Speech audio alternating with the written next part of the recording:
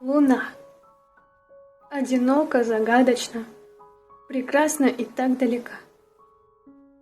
Глядит, наблюдает, забавная, и так вездесущно всегда. Глядит без оценки, но светит, без глупых вопросов «зачем?». Для всех абсолютно не делит хороших, плохих и не тех. Посмотришь на небо и счастлив, писал как-то Экзюпери. Луна бескорыстна со всеми, в любви же не ищет любви. Ласково нам улыбается, храня наш каждый секрет. Мосты над Невою разводят, свободой снимая запрет.